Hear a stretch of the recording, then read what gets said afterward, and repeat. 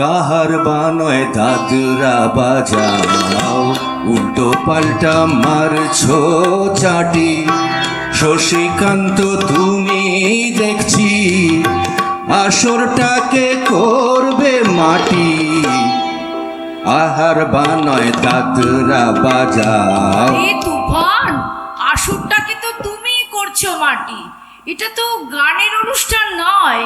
এখানে কবিতা ধরছো, গান ধরছো কেন? এটা তো কবিতার অনুষ্ঠান।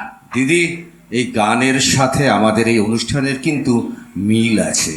গানে যেমন ৮ মাত্রার কাহার বা ৬ মাত্রার দাদরা তাল আছে, সেইভাবে কবিতাতেও কিন্তু ৩, ৪ ইত্যাদি বিভিন্ন মাত্রার ছন্দ আছে, যেটা আজ আমরা সবাই মিলে এখানে ব্যাখ্যা করব আড্ডার ছলে। আসলে গানও তো এক ধরনের কাব্য। তাই তো সুকান্ত লেখা কবিতা নিয়ে সলিল চৌধুরী এত ভালো গান বানান। আমি বৈশাখী দিকে বলবো এই ছন্দ নিয়ে কিছু কথা বলতে। আরে তুফান, সবার আগে ছন্দ কি সেটা বোঝা দরকার। ছন্দ হলো এক রকমের বন্ধন, কথাকে যা কিনা নিয়মের মধ্যে বেঁধে রাখে। আর রবীন্দ্রনাথ তো বলে গেছেন, কথাকে তার জড়ধর্ম থেকে মুক্তি দেবার জন্যই ছন্দ। সঙ্গীতে সুর তালের যে প্রভাব, কাব্যে সেই ধ্বনির উপময়তার প্রভাবই আনে ছন্দ। নীরেন্দ্রনাথ চক্রবর্তীর লেখা ছুটির মজা কবিতাটা এই তাল আর ছন্দের খুব ভালো উদাহরণ। সেটা একটু শোনাই। শোনান, ঠিক আছে। একদিন ছুটি পেলে শহর পিছনে ফেলে, জানিস তো সব্বার কোনখানে যেতে চাই, পিকনিকে বারবার ডায়মন্ড হারবার, ডায়মন্ড হারবার, ডায়মন্ড হারবার, ডায়মন্ড হারবার। আর যদি ছুটি পাই 3 দিন তবে ভাই ধর্মতলার মোড়ে সরকারি বাস ধরে সকলে দিয়েছু দীঘা আর জুনপুর, দীঘা আর জুনপুর, দীঘা আর জুনপুর, দীঘা আর জুনপুর। ছুটি পেলে 1 মাস রয়েছে রকেট বাস, পথ 12 ঘন্টার সেইখানে যাই যান, কাছেই পাহাড়পুরে জায়গাটা শিলিগুড়ি, জায়গাটা শিলিগুড়ি, জায়গাটা শিলিগুড়ি, জায়গাটা শিলিগুড়ি। এই ছন্দ বুঝতে গেলে আগে বুঝতে হবে অক্ষর কি। বাকযন্ত্রের ক্ষুদ্রতম প্রয়াসে উচ্চারিত ধ্বনি বা শব্দাংশের নামই অক্ষর। যেমন মা 1 অক্ষর বিশিষ্ট শব্দ, আবার মামা 2 অক্ষর বিশিষ্ট শব্দ। কিন্তু মাঠ 1 অক্ষর বিশিষ্ট শব্দ, কারণ মাঠ ব্যঞ্জনাত্মক শব্দ এবং তাকে ভেঙে ভেঙে উচ্চারণ করাই যায় না। ঠিক বলেছ। সেই সঙ্গে এটাও মনে রাখতে হবে কবিতার প্রত্যেকটি লাইনকেই ভিন্ন ভিন্ন পংক্তি হিসাবে ধরা হয়, এতে অর্থের পরিসমাপ্তি ঘটুক বা নাই ঘটুক। কবি কঙ্কন মুকুন্দরাম চক্রবর্তী চণ্ডীমঙ্গল কাব্যে 2 ধরনের কবিতা লিখে গেছেন। যেমন ফুল্লরার 12 মাস সাথে লিখেছেন, পাশেতে বসিয়া রামা কহে দুঃখ বাণী, ভাঙা কইরা ঘর খানি পাত্রের ছাউনি, ভ্যারেন্ডার থামতার আছে মধ্য ঘরে, প্রথম বৈশাখ মাসে নিত্য ভাঙে ঝরে। আবার সতীশ স্কন্ধে শিবের ভ্রমণে লিখেছেন, বৈরাগে চলিল ত্রিলোচন, ব্রহ্মা আদি পুরন্দরে, রোহাবরে যত্ন করে, নাহি শুনে কাহারও বচন। আচ্ছা কণিকাদি, বাংলা কবিতায় কয় প্রকার ছন্দ আছে যদি একটু বুঝিয়ে বলেন? বাংলা কবিতা সাধারণত 3 রকমের ছন্দে লেখা হয়: অক্ষরবৃত্ত, মাত্রাবৃত্ত এবং স্বরবৃত্ত। যে ছন্দে সকল প্রকার মুক্তাক্ষর 1 মাত্রা বিশিষ্ট এবং বদ্ধাক্ষর শব্দের শেষে 2 মাত্রা, কিন্তু শব্দের আদিতে এবং মধ্যে 1 মাত্রা ধরা হয়, তাকে সাধারণত অক্ষরবৃত্ত ছন্দ বলে। কবি দ্বিজেন্দ্রলাল রায়ের একটি বিখ্যাত কবিতা নন্দলাল, এই অক্ষরবৃত্ত ছন্দের একটা প্রকৃষ্ট উদাহরণ। কবিতাটা শোনাবো? হ্যাঁ, শোনান শোনান শোনান। হ্যাঁ, শোনাই তাহলে। নন্দলাল তো একদা একটা করিল ভীষণ পণ, স্বদেশের তরে যা করি হোক রাখিবেই সে জীবন। শুনিয়া সকলে বলিল, আহা করো কি নন্দলাল। নন্দ কহিল, বসিয়া বসিয়া রহিব কি চিরকাল। আমি না করিলে কে করিবে আর উদ্ধার এই দেশ। তখন সকলে বলিল, বাহবা বাহবা বাহবা বেশ। অক্ষরবৃত্ত ছন্দের লেখা কবিতার মূল পর্ব সাধারণত ৮ বা ১০ মাত্রার হয়। এই ছন্দের কবিতা সাধারণত ধীর গতির হয়। এই ছন্দের একটি সুরের বা তানের প্রভাব থাকে। মাত্রা কিভাবে গুনতে হয় তার একটা নির্দিষ্ট নিয়ম আছে। কিছু নিয়ম আমরা বরং একটা কবিতার উদাহরণ দিয়ে বিষয়টি বোঝার চেষ্টা করি। জীবনানন্দ দাশ তার অধিকাংশ কবিতায় অক্ষরবৃত্ত ছন্দে লিখেছে, যেমন বনলতা সে। এই কবিতাটি কিন্তু পুরুষ কণ্ঠেই ভালো লাগে। আমি মৃণালদাকে এটা আবৃত্তি করে শোনাতে বলবো। বেশ, চেষ্টা করি। হাজার বছর ধরে আমি পথ হাঁটিতেছি পৃথিবীর পথে। সিংহল সমুদ্র থেকে নিশীথের অন্ধকারে মালয় সাগরে অনেক ঘুরেছি আমি। বিম্বিসার অশোকের ধূসর জগতে সেখানে ছিলাম আমি। আরো দূর অন্ধকারে বিদর্ভ নগরে আমি ক্লান্ত প্রাণ এক, চারিদিকে জীবনের সমুদ্র সফেন। আমারে দুদণ্ড শান্তি দিয়েছিল নাটোরের বনলতা সেন। দেখুন, এই কবিতাটাতে পর্বে আছে ৮ মাত্রা আর অতি পর্বে আছে ৬ মাত্রা। যেমন হাজারো বছর ধরে ৮ মাত্রা, আমি পথ হাঁটিতেছি ৮ মাত্রা। আবার পৃথিবীর পথে ৬ মাত্রা। ঠিক এইভাবেই ৮, ৮, ৬ সমগ্র কবিতাটি এই ছন্দেই চলছে। অক্ষরবৃত্ত ছন্দ ৮-৮, ৮-৬, ৮-৪, ৮-২ ইত্যাদি বিভিন্ন মাত্রারও হতে পারে। পয়ার ৮-৬ মাত্রার হয়। এর প্রতি লাইনের শেষে একটি সম্পূর্ণ বা আংশিক ছেদ বা দাঁড়ি আসে। যেমন মহাভারতের কথা অমৃত সমান, কাশিরাম দাস কহে শুনে পুণ্যবান। আবার ত্রিপদী ৬-৬-৮ মাত্রার হয়।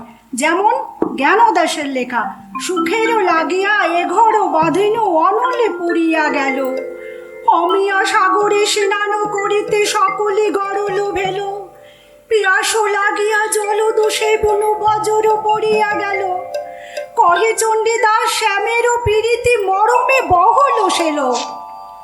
অক্ষরবৃত্ত ছন্দ ৮, ৮, ৮, ৬ মাত্রার হলে তাকে চৌপদী বলে। যেমন কবিগুরু রবীন্দ্রনাথ ঠাকুরের লেখা পরশ পাথর। পুরাতন দীর্ঘ পথ পড়িয়াছে মৃতপথ, হেথা হতে কত দূর নাহি তার শেষ, দিক হতে দিগন্তরে মরুবালি ধুধু করে, আসন্ন রজনী ছায়ে ম্লান সর্বদেশ, অর্ধেক জীবন খুঁজি কোন ক্ষণে চক্ষু বুঝি, স্পর্শ ছিল যার এক পল ভর, বাকি অর্ধ ভগ্ন প্রাণ আবার করিছে দান, ফিরিয়া খুঁজিতে সেই পরশ পাথর। একইভাবে ৮-১০কে মহাপয়ার, ৪-৬কে দিগক্ষরা এবং ৬-৫কে একাবলি বলা হয়। সবই তো পুরনো কবিতা শুনছি। অক্ষরবৃত্ত ছন্দ কি শুধু আগেকার দিনেই ব্যবহার করা হতো? একেবারেই না, আমাদের যুগে আধুনিক কবিরাও ব্যবহার করেন। যেমন জয় গোস্বামীর লেখা মালতীবালা বালিকা বিদ্যালয়। আমি শম্পাকে বলবো এই কবিতাটা একটু আবৃত্তি করে শোনাতে। শম্পা, জানো তো এটা আমার খুব প্রিয় কবিতা। এটা কিন্তু পুরো করতে হবে, নইলে কাহিনীটা অসম্পূর্ণ থেকে যাবে। হ্যাঁ সম্পাদি, শুরু করুন। ঠিক আছে লীলাদি, চেষ্টা করছি। বেণীমাধব, বেণীমাধব, তোমার বাড়ি যাব। বেণীমাধব, তুমি কি আর আমার কথা ভাবো? বেণীমাধব, মোহন বাঁশি তমাল তোরো বলে বাজিয়েছিলে। আমি তখন মালতী স্কুলে ডেস্কে বসে অঙ্ক করি। ছোট্ট ক্লাস ঘর, বাইরে দিদিমণির পাশে দিদিমণির বর। আমি তখন নবম শ্রেণী, আমি তখন শাড়ি। আলাপ হলো বেণীমাধব সুলেখাদের বাড়ি। বেণীমাধব, বেণীমাধব, লেখাপড়ায় ভালো। শহর থেকে বেড়াতে এলে আমার রং কালো। তোমায় দেখে এক দৌড়ে পালিয়ে গেছি ঘরে। বেণীমাধব, আমার বাবা দোকানে কাজ করে। গুঞ্জে অলি গুঞ্জে তবু ফুটেছে মাঞ্জরি। সন্ধেবেলা পড়তে বসে অঙ্কে ভুল করি। আমি তখন নবম শ্রেণী, আমি তখন 16। ব্রিজের ধারে বেণীমাধব লুকিয়ে দেখা হলো। বেণীমাধব, বেণীমাধব, এতদিনের পরে সত্যি বলো, সেসব কথা এখনো মনে পড়ে?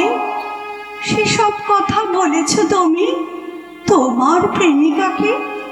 আমি কেবল একটি দিন তোমার পাশে তাকে দেখেছিলাম, আলোর নিচে, অপূর্ব সে আলো। স্বীকার করি দুজনকে মানিয়েছিল ভালো। জড়িয়ে গেল চোখ আমার, পুড়িয়ে দিল চোখ। বাড়িতে এসে বলেছিলাম ওদের ভালো হোক। রাতে এখন ঘুমোতে যাই একতলার ঘরে। মেঝের উপর বিছানা পাতা, জ্যোৎস্না এসে পড়ে। আমার পরে জীবন ছিল চোরা পথের বাঁকে মিলিয়ে গেছে। জানি না, জানি না আজ কার সঙ্গে থাকে। আজ জুটেছে, কাল কি হবে? কালের ঘরে শলি। আমি এখন এই পাড়ায় সেলাই দিদিমণি। তবু আগুন বেণীমাধব, তবু আগুন জ্বলে কই? কেমন হবে আমিও যদি নষ্ট মেয়ে হই?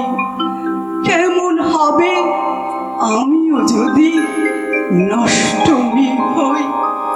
শম্পা, অসাধারণ লাগলো কবিতাটা। এটা আমার খুব প্রিয় কবিতা। আচ্ছা, কবিতার শেষ পংক্তিতে সবসময় একটা মিল খুঁজে পাচ্ছি না।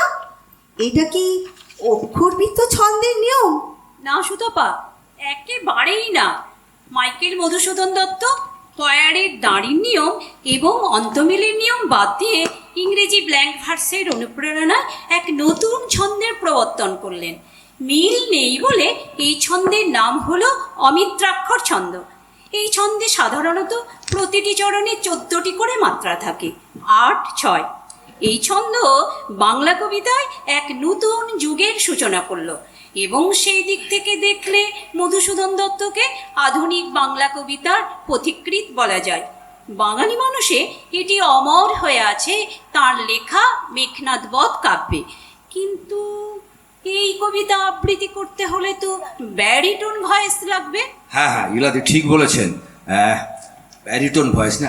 এই তো এই মঞ্চের পাশে প্রবীরদা বসে আছেন, আমি ওনাকেই অনুরোধ করব এই কবিতার কয়েকটি পংক্তি একটু শুনিয়ে দিয়ে যেতে। বাবা, এ তো বড় বিপদে ফেললেন। যাক, চেষ্টা করছি। অন্যায় সমরে পড়ি অসুরারি রিপু, রাক্ষস কুল ভরসা।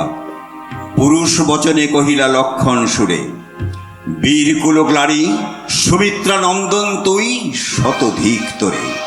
রাবণ নন্দন আমি না ডরি সমনে, কিন্তু তোর অস্ত্রাঘাতে বলিনি যে আজি পামর এ চিরদুঃখ রহিল রে মনে। দৈত্যকুল দল ইন্দ্রে দমিনী সংগ্রামে মরিতে কি তোর হাতে? কি তাপে বিধাতা দিলেন তাপদাসে, বুঝিব কেমনে আর কি কহিব তোরে? এবারও তা যখন পাইবেন রক্ষনাথ, কে রক্ষিবে তোরে নরাধাম? জলধীর অতল সলিলে ডুবিস যদিও তুই, পশিবেশে সে দেশে রাজ রোষ, 12 বাগ্নি রাশি সবতে দেই। দাবাগ্নি সদৃশ্য তোরে দগ্ধিবে কাননে সে রোষ, কাননে যদি পশিস সুমতি, নারিবে রজনী মূঢ় আবরিতে তোরে। মধুসূদন একইভাবে ইংরেজি সনেটের অনুপ্রেরণায় বাংলায় চতুর্দশপদী নামেও একটি ছন্দের রচনা করেন। এই কবিতায় মোট 14টি লাইন থাকে এবং প্রতিটি লাইনে 14টি করে অক্ষর থাকে। এটি সাধারণত 2টি অংশে ভাগ করা থাকে। অষ্টক বা প্রথম 8 লাইন, যেখানে মূলত বিষয়ের বর্ণনা থাকে, আর শতক বা শেষের 6 লাইন, যেখানে ভাবের পরিণতি থাকে। বাংলা সনেট কিন্তু পরবর্তীকালে অনেক কবিরাই লিখেছেন, বিশেষ করে কল্লোল যুগের কবিরা। সমাধি, এই কল্লোল যুগটা কি একটু বুঝিয়ে বলবেন? হ্যাঁ, দেখো, বাংলা কাব্যে বিভিন্ন সময়ে কিছু পত্রিকা বিশেষ অবদান রেখে গেছে, যেমন প্রগতি, উত্তরা, কালীকলম, পূর্বাশা ইত্যাদি। কিন্তু 1923 সালে প্রবর্তিত কল্লোল পত্রিকার প্রভাব 1930-এর দশকে বিশেষভাবে পড়ে, যেটি রবীন্দ্রোত্তর যুগে একটি বিশেষ ধারার প্রবর্তন করে। কবি বুদ্ধদেব বসু এই নবযুগের অন্যতম কাণ্ডারি। আমি ওনার সনেট ধর্মী কবিতার একটি শোনাচ্ছি এখন। হ্যাঁ, ঠিক আছে, শোনান শোনান। মোরে ক্ষমা করো প্রেম, তোমারে করেছি উপহাস, তীব্র বিদ্যুতের তীর করিয়াছি তোমার সন্ধান, উড়ায়ে দিয়েছি ঊর্ধ্বে বিদ্রোহের যুদ্ধের নিশান, খর তরবারি সম ঝলসিত তীক্ষ্ণ অবিশ্বাস। ক্ষমা করো, ক্ষমা করো মোর উচ্চ হাসির উচ্ছ্বাস, শোনো নাই তার মধ্যে স্পন্দমান কান্নার তুফান।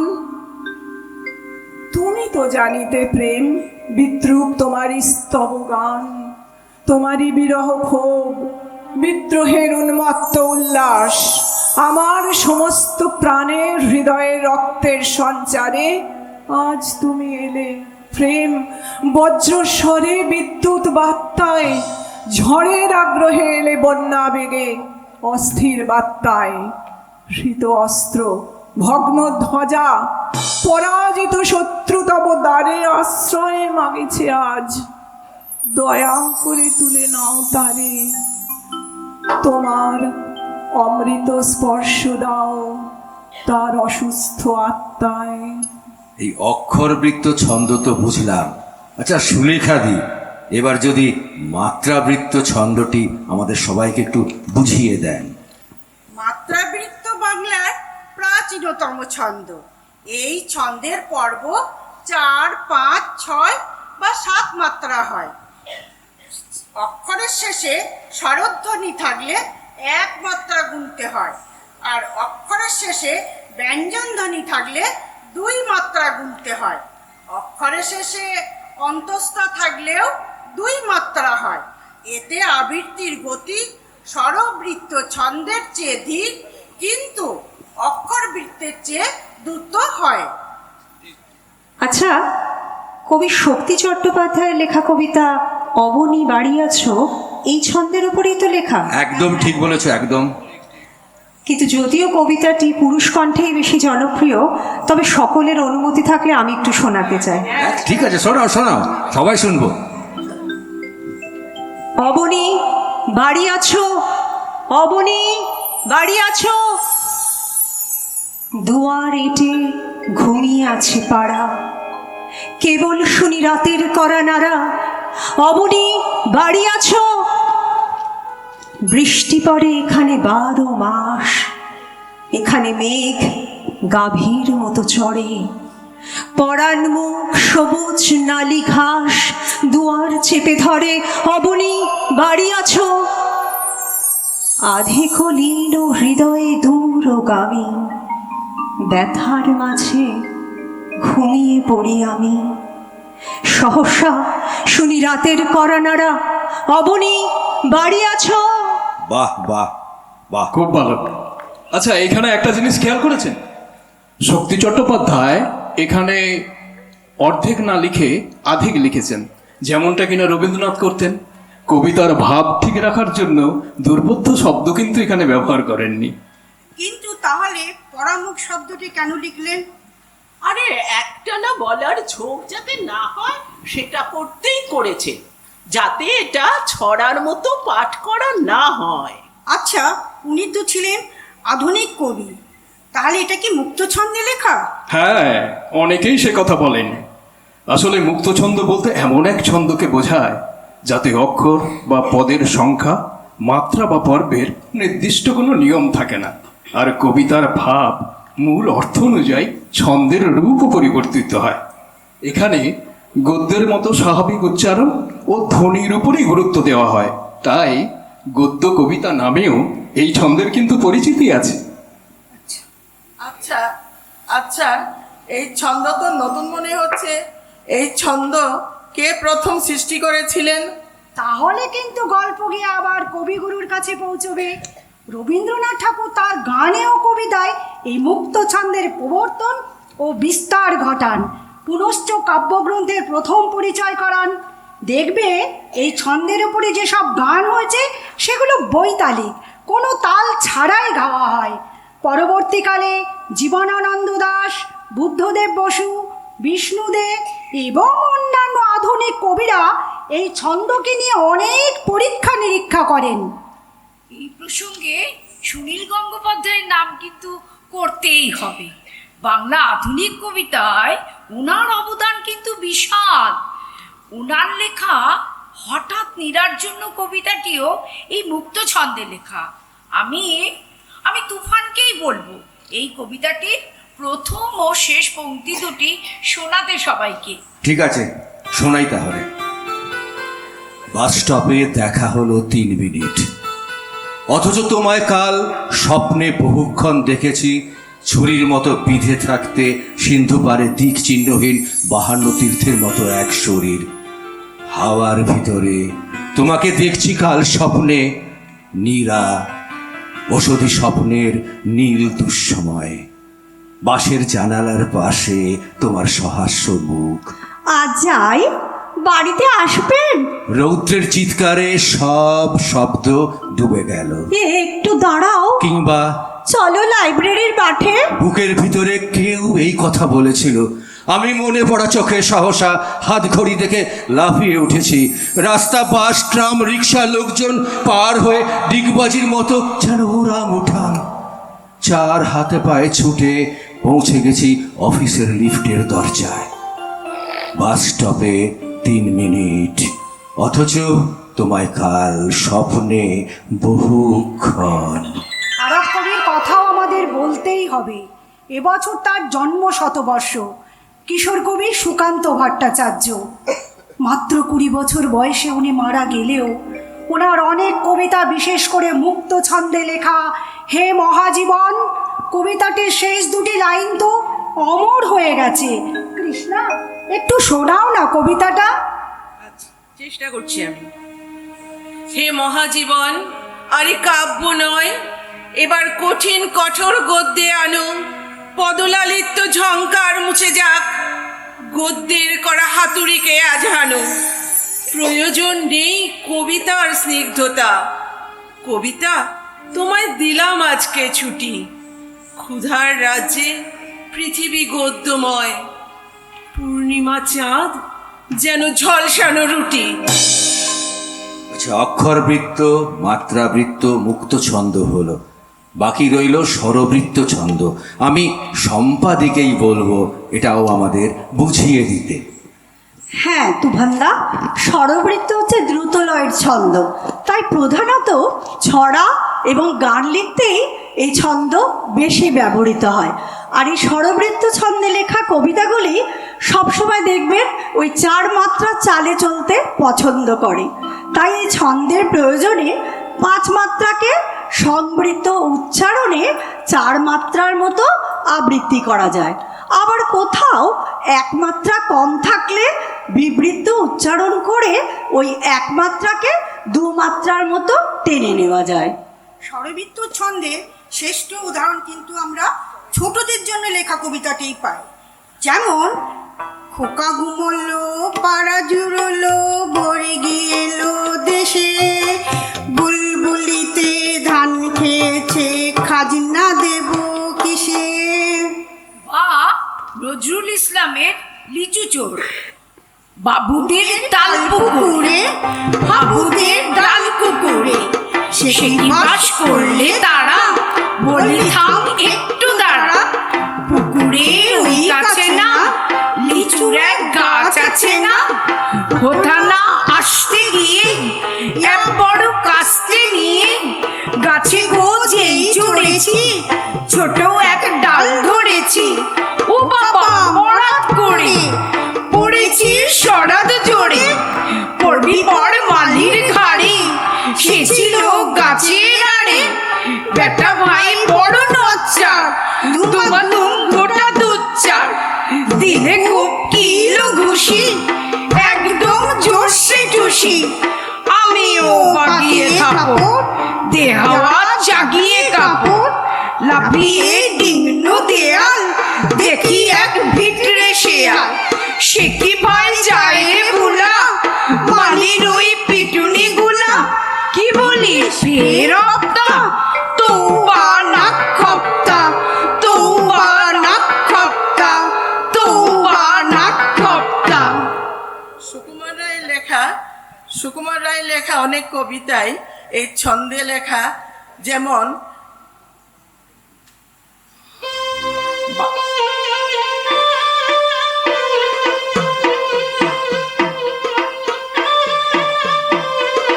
বাবুরাম সাপুরে কোথায় যাস বাপুরে, আয় বাবা দেখে যা দুটো সাপ রেখে যা।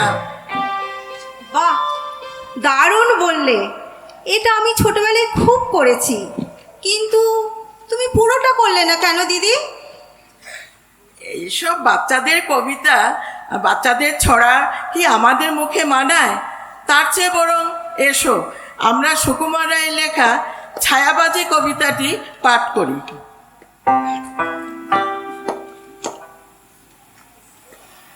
আজ গুবি নয় সত্যিকারের কথা, ছায়ার সাথে কুস্তি করে গাত্র হলো ব্যথা, ছায়া ধরার ব্যবসা করি তাও জানো না বুঝি, রোদের ছায়া চাঁদের ছায়া হরেক রকম বুঝি, শিশির ভেজা সদ্য ছায়া সকাল বেলায় তাজা, গ্রীষ্মকালে শুকনো ছায়া ভীষণ রোদে ভাজা, চিলগুলো যায় দুপুর বেলা আকাশ পথে ঘুরে, ফাঁদ পেতে তার ছায়ার ওপর খাঁচায় রাখি পুড়ে, কাকের ছায়া বগের ছায়া দেখছি কত ঘেটে, হালকা মেঘের পাশে ছায়া তাও দেখেছি ঘেটে, কেউ জানে না ওসব কথা, কেউ বোঝে না কিছু, কেউ করে না আমার মতো ছায়ার পিছু পিছু। আচ্ছা, এই ছন্দগুলো কি সবসময় আলাদা ব্যবহার হয়, নাকি এদের মিশ্রণও হতে পারে? অবশ্যই হতে পারে এবং হয়েছেও। যেমন কাজী নজরুল ইসলামের সংকল্প কবিতাটিতে অক্ষরবৃত্ত, মাত্রাবৃত্ত এবং স্বরবৃত্ত এই তিনটি ছন্দেরই প্রভাব আছে। থাকবো না কো বদ্ধ ঘরে, দেখবো এবার জগৎটাকে, কেমন করে ঘুরছে মানুষ যুগান্তরের ঘোরেনি পাতে, দেশ হতে দেশ দেশান্তরে ছুটছে তারা কেমন করে, কিসের নেশায় কেমন করে মরছে যে বীর লাখে লাখে, কিসের আশায় করছে তারা মরণ যন্ত্রণাকে, রইব না গো বদ্ধ খাঁচায়, দেখবো এসব ভুবন ঘুরে, আকাশ বাতাস চন্দ্র তারায় সাগর জলে পাহাড় জুড়ে, আমার সীমার বাঁধন টোটে 10 দিকেতে পড়বো লিটে, পাতাল ফেরে নামবো নিচে, উঠবো আবার আকাশ পড়ে, বিশ্ব জগৎ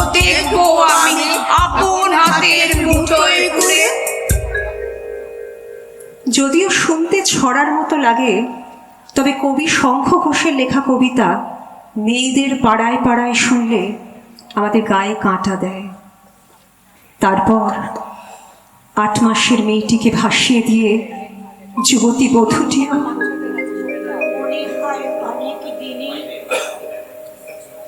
সে কিছু বলছিল না, ভেবেছে অভাব তো নেই, দড়িরও না কলসিরও না, যদি জল সামনে থাকে অতলে বাঁধবে তাকে, 7 না হাজার পাকে জলে কি মন ছিল না, ভেবে সে অনেক দিনে কিছু আর বলছিল না।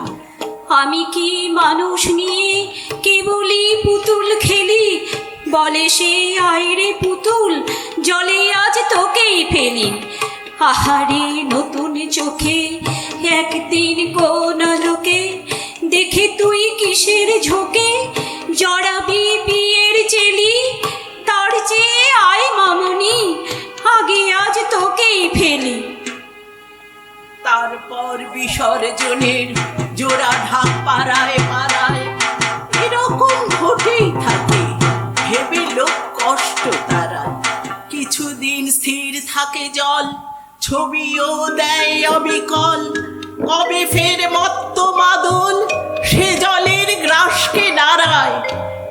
এবে সব খুঁজছে পুতুল মেয়েদের পাড়ায় পাড়ায়, ভেবে সব খুঁজছে পুতুল মেয়েদের পাড়ায় পাড়ায়, ভেবে সব খুঁজছে পুতুল মেয়েদের পাড়ায় পাড়ায়, ভেবে সব খুঁজছে পুতুল মেয়েদের পাড়ায় পাড়ায়, ভেবে সব খুঁজছে পুতুল মেয়েদের পাড়ায় পাড়ায়।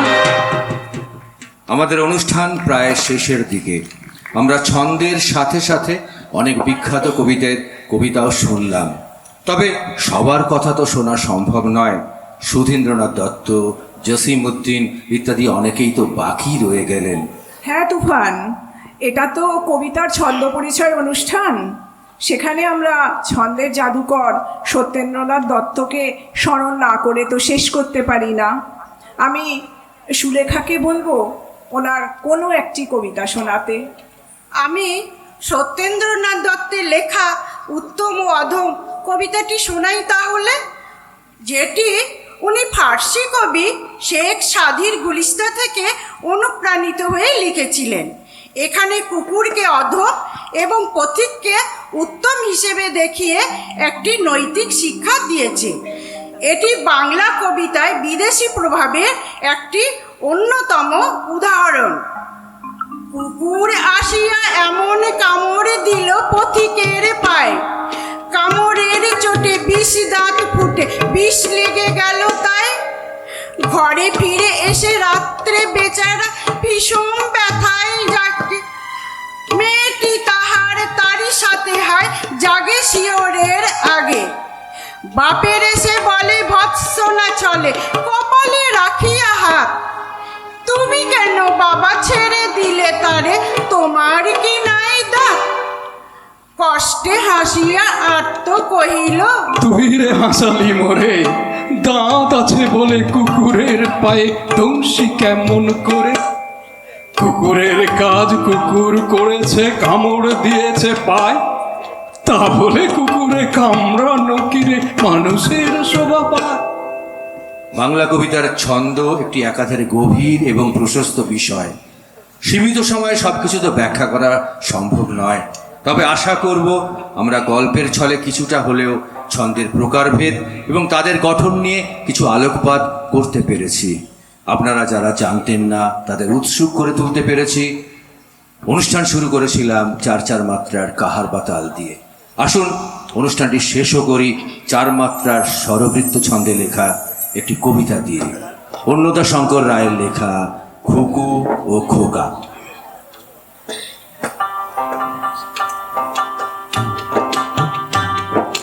তেলের শিশি ভাঙলো বলে কুকুর পরে রাগ করো, তোমরা যে সব বুড়ো খোকা ভারত ভেঙে ভাগ করো। তার বেলা তার বেলা তার বেলা, ভাঙছো প্রদেশ, ভাঙছো জেলা, জমি জমা ঘর বাড়ি, পাটের আড়ত, ধানের গোলা, কারখানা আর রেলগাড়ি, তার বেলা, তার বেলা, তার বেলা। চায়ের বাগান, কয়লা খনি, কলেজ, থানা, অফিস ঘর, চেয়ার টেবিল, দেয়াল ঘড়ি, পিয়ন, পুলিশ, প্রফেসর, তার বেলা, তার বেলা, তার বেলা। যুদ্ধ জাহাজ, জঙ্গি মোটর, কামান, বিমান, অশ্ব, উট, ভাগাভাগির ভাঙা ভাঙি চলছে যেন হরির লুট, তার বেলা, তার বেলা, তার বেলা। শেষ হলো আমাদের অনুষ্ঠান কবিতার আড্ডা, ছন্দ পরিচয়। আমরা চেষ্টা করলাম কবিতাকে নিয়ে কিছু কথা বলতে, ছন্দ এবং কবিতার মধ্যে যে মেলবন্ধন সেটা বোঝাতে। আমাদের অনুষ্ঠানে যারা অংশগ্রহণ করেছিলেন, প্রবীরদা প্লিজ নামটা বলে দিন, বলে দিন। আমাদের সঞ্চালকরা ঘোষণা করে দিচ্ছেন। ধন্যবাদ তুফানদা, একটি অসাধারণ উপস্থাপনা দেখলাম, অনেক কিছু নতুন জানলাম। আমরা আরেকবার জোরে হাততালি দিয়ে তাদের সম্বর্ধনা জানাবো এবং উৎসাহ যাব। ধন্যবাদ। অনুষ্ঠান ছিল কবিতার আড্ডা, ছন্দ পরিচয়। নির্দেশনা ছিলেন তুফান অধিকারী, পরিকল্পনা, সংলাপ ও সহ নির্দেশনা সৌভিক রায়চৌধুরী। কবিতা আবৃত্তি ও ছন্দ ব্যাখ্যায় ছিলেন তুফান অধিকারী, সুতপা মাহাতো, সবিতা দাস, ইলা ঘোষ, মীরা ধর, রীনা দাস, কণিকা দে, সুলেখা পাইন, বৈশাখী শেঠ, অপর্ণা কীর্তনিয়া, সোমা বসু, প্রবীরেন্দু দে, সবিতা বিশ্বাস, মৃণাল সাউ, নন্দিতা ব্যানার্জি, শম্পা দেবনাথ ও শ্রাবন্তী বিশ্বাস।